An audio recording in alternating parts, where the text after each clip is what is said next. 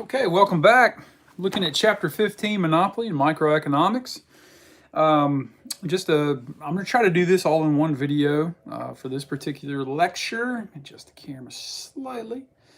And try to get in and out of this chapter with the supplemental lecture pretty quickly. So we're in our second chapter, what I like to call our money chapters. I should say third because cost is really an important chapter as well. But last week we did competitive markets, perfectly competitive markets, in fact. And this week we're jumping into monopoly. So really what we're doing is the two extremes. The one extreme is so many firms, so many buyers, no one has market power. The other extreme is, hey, there's only one firm and they have market power. So the two chapters after this, we'll start looking at different situations where there's either a lot of firms or just a few firms, but nothing where there's just one firm. So that's this week. Let's get started. So I've broken this down in four parts. I'm going to try to go over some of the language here in the top left on number one. Then we're going to move to the tables just to review marginal revenue. And then we'll jump and compare and contrast demand curves in the competitive and monopoly markets. And then we're going to jump right into the graph. And I'm going to add quite a bit to this graph. Feel free to, when you're taking notes off of this lecture, to pause the video, come back, start, whatever you need to do, because we're going to do a lot to this graph before the end of this lecture. All right, so monopolies. What is a monopoly? And forgive me for reading directly from the textbook that I made you buy. Monopoly is defined as a firm that is the sole seller of a product without any close substitutes. So why do monopolies emerge? Well, there's a handful of reasons. First of all, they can have exclusive access or right to a key resource. Alcoa is one of them. They make aluminum. They just happen to own pretty much either own or have the rights to pretty much all the aluminum mines in the world. And the De Beers family, when we're talking about diamonds, they have a lot of control in that market. There's tons of diamonds in storage, by the way. So if you limit supply, increases price, kind of a shell game there. Government created monopolies. Governments can actually create a monopoly a couple different ways. They can put a patent on something. If you're a pharmaceutical company, you come out with a drug, you have a patent on it, and it's a wonder drug for 14 years. It's not really over 14 years because the whole thing's 14 years, and they have to file a patent for it early on, and then they have to get it approved, which can take like up to half of that time. Long story short, pharmaceutical companies can spend $1 billion bringing a drug to market, and that's before they make any revenue. So you wonder why they're so expensive. Regulation. And greed.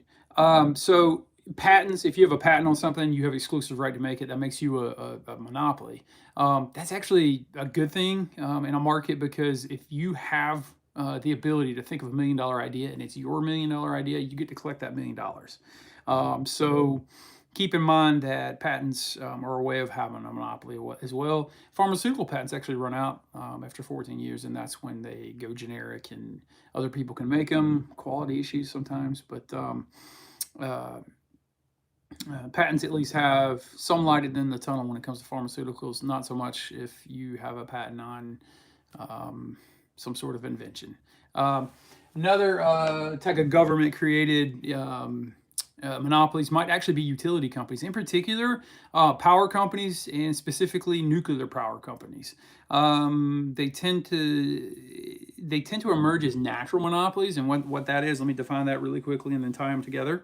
Natural monopolies are a type of monopoly that arise because a single firm can supply good or service to an entire market at lower cost than could two or more firms. Utility power companies typically fall in this, and they're government created and regulated because it would be really, really expensive and very, very ugly to run multiple sets of infrastructure across a countryside. You always see these mountains carved up with like power lines and stuff. And now imagine if there were 6 companies carving up the mountainside. So it'd be very, a lot less aesthetically pleasing. And then a tornado or a storm or something comes through and you have 6 sets of infrastructure to repair. Whereas now there's only one set, and you can band together with other utility companies and get it done. So there are reasons for natural monopolies. Okay. One might be government supported and regulated is nuclear power plants. You don't want every Tom, Dick, and Harry with their own core of plutonium. or nuclear spent rods, or whatever you want to call it. That's something you have to watch very, very closely. That's something that has to stay safe. That's something that has to be guarded. That's something that must be regulated to make sure they're heating compliance, and so we don't have meltdown. Boom. Sometimes it's a good idea to have a monopoly. They're not always a terrible idea. We usually spend an entire lecture discussing monopolies and how they can be good and how they can be bad. Most people hear monopoly, they think of something negative. And certainly, if a company's monopoly, yeah, they have some pricing power and they can overcharge you if you want. But you can also punish them as a consumer. We'll talk about that here again a little bit with the graph. But that's kind of a quick rundown of the terms in the chapter. I'm going to jump all the way to the end and talk a little bit about price discrimination. You're like, wait, what? If you're the only movie theater in the town, you can discriminate based on prices, and they regularly do. You're like, what are you talking about? Colleges and universities discriminate. Do you know that? In terms of economic terms, we try in terms social terms. Let's really hope they don't discriminate. But movie theaters, if I can go see a movie on a Tuesday afternoon, I pay less than what you would pay on a Friday night. So let's say I'm old and retired, and I can go to a movie at 2 o'clock in the afternoon on a Tuesday. I'm going to pay lower. I'm going to pay a matinee price than what you would pay if you're working all week and you want to take your significant other out to a movie. You're going to pay more to watch the same movie. We could both see the exact same movie, and I pay less. That's price discrimination. Car washes, when they have ladies' day or whatever, ladies half off or whatever. That's price discrimination based on gender. So colleges and universities, one of the biggest price discriminators in the history of mankind. You guys are being discriminated against right now. You're both receiving, all of you. If there's 2 people, let's say 30 people watching this. Chances are there are categories of what everybody's paying, but they're not all paying the same thing for this lecture. All right. Some of you have a life scholarship. Some of you have personal loans. Some of you paying right out of pocket. Some of you paying your own way. If you have a life scholarship, you're paying a lot less for my lecture right now. If you don't have a life scholarship, you're paying out of pocket. All right. You got to think about that. That should motivate you. Ironically, the life scholar should probably care less about their money being lost because they've lost less money, but tends to be that a life scholar wants to keep the scholarship. The person without a life scholarship should be motivated more, but I tend to find that those grades tend to be lower. So it's kind of a conundrum. But that is price discrimination, and it happens. Couponing is price discrimination. I could be checking out at Ingles, and there's a guy in front of me, and he rolls out like the book with like the sleeves and everything, pulls out all the coupons, rings everything up. We get the exact same thing. He pays like $38, and I pay like $88. I just didn't spend the time to come up with the coupons, but the couponer pays less than what I pay. So that's price discrimination. But I'll let you read through that in the chapter you're still expected to read. You need to watch that PowerPoint lecture video with my voice, and then this is a supplement to that. How do we deal with monopolies? Well, it could be a case where we regulate them, like the nuclear power companies. They have to get approval from legislation and their users to increase prices, okay, which gets sticky just because of inflation, and people don't understand that. Sometimes you actually need to raise your prices due to inflation. Or you could do nothing. You could just let them go, like an Alcoa. You could see how to go too, because you're like a movie theater. How do you regulate monopolies? You could bust them up. Sherman and Clayton antitrust acts. I'll let you read about that. These are acts that are well over 100 years old, and they're still the ones we use today. So there used to be a telephone conglomerate. They called it Ma Bell, but it was like Pacific Bell, Southern Bell, Midwestern Bell, everything in the Bell. It was like Bell Telephone Company. Bell actually invented the telephone, but then these companies became these big conglomerates that were really secretly one big company, and they got busted up, and they had to make Southern Bell, and they had to make Pacific Bell, and they had to make Midwestern Bell, and they had to quit being one Bell telephone company because they had such control over the market. They were abusing the market. So they can be regulated. So definitely read about that as well. That's the ending of the terms for the chapter. Not a ton of terms, but a lot of concepts to understand here. I'm going to turn my lamp slightly. See, and less glare on the board there. All right. So let's shift gears here from monopolies to table 1, which is in your reading. You're definitely going to take a look at that. We just need to review marginal revenue again. Again, we want to operate where marginal cost equals marginal revenue. That's where you're going to minimize your loss or hopefully maximize your profits. We have here simply quantities 0 through 8, price, and we're going to talk about this here in a second. Total revenue, which is price times quantity. Average revenue, which is your total revenue divided by your quantity. Again, all this goes back to the previous chapters. And marginal revenue, marginal means next. It's how much more money I've made from going from 0 quantity to 1 quantity. Well, I went from 0 total revenue to $10 in total revenue. So my marginal revenue is 10. Now, in this situation, do you know monopolists actually face a downward sloping demand curve?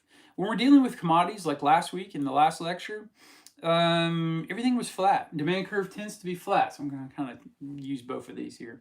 Demand curve tends to be flat. But a monopolist, they can have a monopoly, all right? And, you know, think they can charge whatever they want, but I don't care if you're the only game in town. If you're going to rip me off, I'm not going to buy it from you. I'll find an alternative. All right, so there's still that law of demand where if price goes up, my quantity demanded goes down. It might be something I have to have a little bit of, but I can make do with less. So monopolists do face a downward sloping demand curve. And then they also face downward pressure on price, because as supply goes up, quantity gets bigger, price goes down. Okay, so you see here, when there's nothing of whatever this product segment is here, when there's 0 quantity, the price will be $11. When there's 6 of it, it's 5. When there's 8, it's 3. So what you're seeing here is downward pressure on price due to increased supply. So they're still subject to the law of supply and demand. Now, total revenue is price times quantity. You see prices going down as quantity goes up. We have total revenue going up, 0, 10, 18, 24. We're at 4 units at 28. And we peak around 5 and 6 units where we have $30 in total revenue for both. But then our revenues actually start to tail off. We look at our average revenues, they decrease by 1 each time. Okay, so that tells you that we're facing a downward sloping demand curve and an effect where if you supply too much, your price is going to go down. So we're dealing with a downward sloping demand curve and the law of supply here. So one of the takeaways from table 1 is we need to look at this marginal revenue. You can see it starts out pretty good. Go from 0 to 1, I make $10. To 1 to 2, I make 8.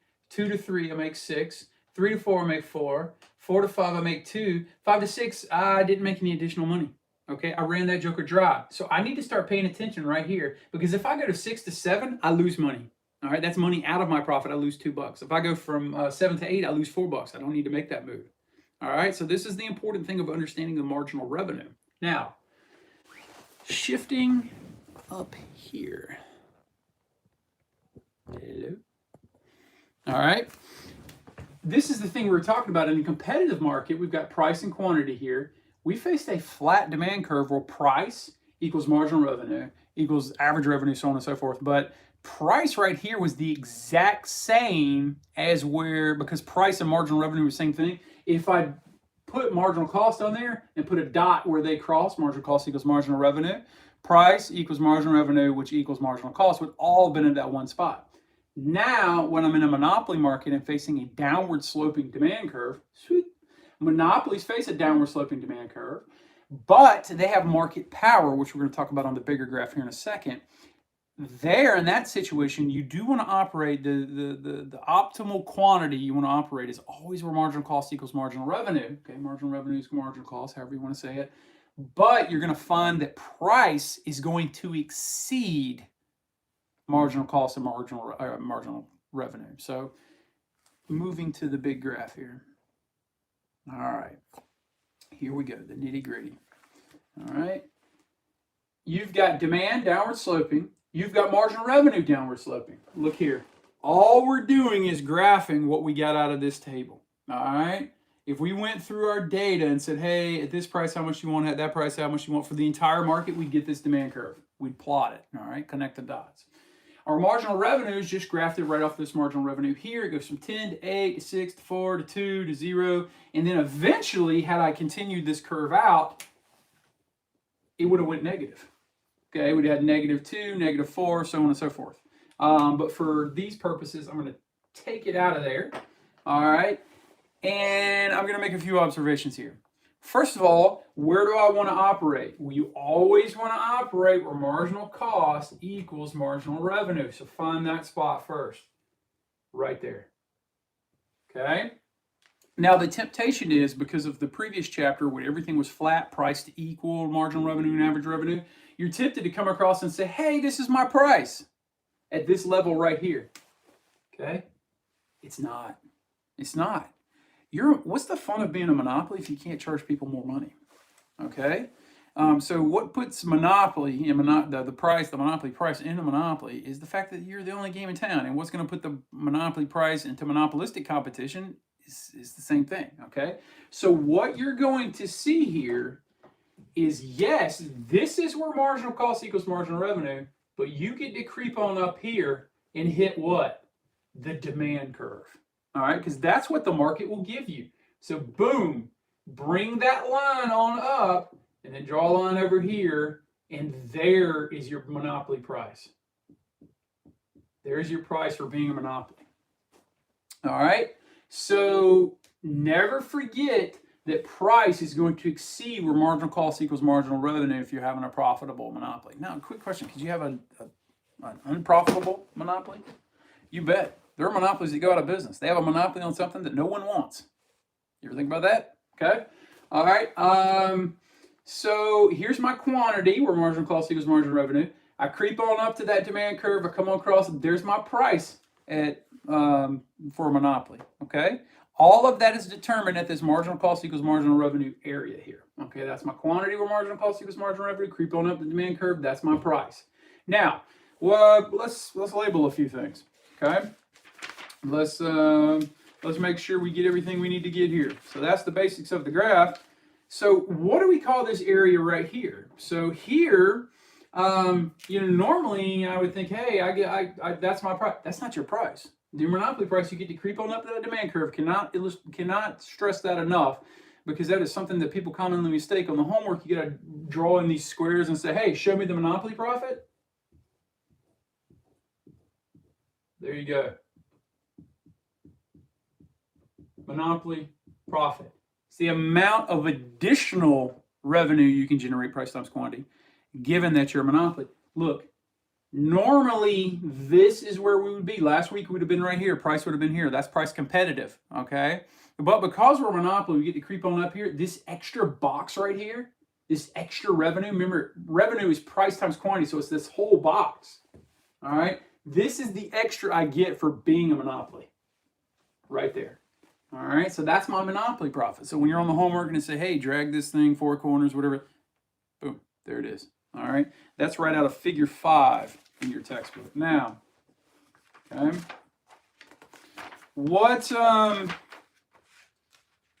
hey, are we making money?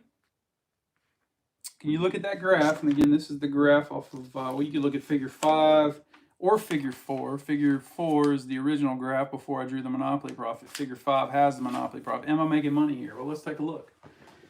We cross average total cost right there. That's my average total cost at this quantity. And that's quantity I want to operate because of marginal cost equals marginal revenue. Wherever this crosses right here, that's my cost. So this box right here is my total cost. Okay, this box right here is my total cost. This box right here is my total revenue. All right, total cost, total revenue, total cost, total revenue. The difference between total cost and total revenue is this. Everything above average total cost is profit. This right here is my profit. At the average total cost up to the demand curve, all of this is profit in between my hands. And this right here, above where marginal cost equals marginal revenue on the price line, is my monopoly profit. So I've got a total profit that's bigger than monopoly profit. I just have additional profit called monopoly profit. So you have average total cost here. Okay, that's your total cost. All right. This is your excess revenue, known as profit. So here's your total revenue. Here's your total cost. Take this away. That's left over. That rectangle is my total profit. This square is my additional profit for being a monopoly. You're very welcome. All right. Watch that. It is going to help you immensely with the homework. Now, is there a cost associated with having a monopoly in a market? You bet. Think back to welfare economics. Welfare economics, we're looking at things like consumer surplus, producer surplus. and things like deadweight loss. All right. So if this is my additional revenue from being a monopoly, all right, that kind of looks like a tax, doesn't it? What's that right there? What does that look like to you? It's deadweight loss. Deadweight loss. If this were a competitive market, okay, yeah, we definitely would have operated where marginal cost equals marginal revenue. But if this were a market where we were just looking at supply and demand, marginal cost is a nice proxy for supply. Why? Because suppliers need to be obsessed with cost, and that determines how they operate. Even the profit margin is considered a cost. Now, if you're a monopolist, you can just creep on up to that demand curve and charge that extra price without even having to make that a part of your marginal cost. That's why monopoly profit. Hey man, if you want to be a gazillionaire, find a way to create or destroy a monopoly. All right, make them obsolete or become one, and you too can have this money. Okay, that's deadweight loss from the monopoly. Okay, I told you our graph was going to get a little hairy here. See if I can move it a little closer. See if that'll help you a little bit. Maybe not. I don't know. So you got deadweight loss hanging out here. You have consumer surplus. Now, if we'd operated with supply equals demand, this whole thing above my hand, this whole slice of pizza would have been consumer surplus. Now, it's just that. All right. How about producer surplus? Everything above supply and below price. Producer surplus plus these monopoly, plus the monopoly profits. So they actually get this little reverse Nevada here, if you will. No real worries about the consumer producer surplus on this chapter. We're basically concentrating on the deadweight loss here. Okay. So what I want you to do is concentrate on being able to get this graph as I try to erase with my finger. You want to be able to get an understanding of that graph up until that point right there. So, again, all right, here is my total cost. All right, here is my total revenue. Okay, here, from here to here is my profit, but from here to here is my profit tied specifically to being a monopoly. From that area that you can creep on up here, okay, and charge that price, all right, that is the additional profit you get from being a monopoly. So that's your monopoly profit. So all of this is profit. All of this is revenue. All of this is cost. All of that is profit. This amount is monopoly profit. So you'll need to be able to differentiate from that on the homework. So we took our nice pretty graph that's figure 5 and figure 4. You can look at it any time in the reading. And we put a lot on it, which gets complicated. But the beautiful thing is as you progress through the book, you can see that graph grow as well. Okay, so make sure you understand that deadweight loss. Make sure you're doing the reading. Airline prices, big price discriminator. Sometimes you can buy at certain times, get a better deal. Other people kind of get stuck and have to buy last minute, or have to buy for bit. It's just a lot of different reasons. A lot of people be on a flight to Atlanta or California or whatever for a lot of different prices, a lot of price discrimination. Let me give you a pro tip here. All right. At the end of the chapters moving forward, table 2 in this particular chapter, I don't know exactly the table numbers moving forward, but towards the end, right at the end, right before the end of chapter questions, these tables start to take form. And what you'll see is a comparison between competitive markets and monopolies. Okay? And then you'll see similarities and differences, and everything's listed there. Everything's listed there. Wait till next week when we got 3 of these jokers and we're trying to figure it out. Holy smokes, man. This table here, big help if you're being asked to differentiate between the 2 types of markets. So for now, it's 2 types of markets. In 2 weeks, it'll be 4 different types of markets. So these tables are very, very important. So next week's table is even better. So that's a life hack, if you will. Jump all the way to the end and look at those tables. And that's like if we were doing like our tests in class, I'd give you a sheet of paper to write things down. It would be criminal if this wasn't your sheet of paper. So keep that in mind at the end of the chapters, the notes at the end. So we're running up on 25 minutes. That's perfect. Half a 50-minute lecture. It's quick. That's why you need to be able to do the reading and watch the other video. Give yourself time on this homework, man. A lot of y'all are jumping in there late Sunday night, getting like one attempt and scoring like 70. Imagine if you gave yourself time. If you started right now, I'm recording this on Tuesday night. If you started right now, how much better your homework score would be. You'd have multiple attempts. You get your reps, and you come to the test, you'd be laughing all the way to the bank with your A. So hang in there. Thanks for all the work you're doing. Keep after it.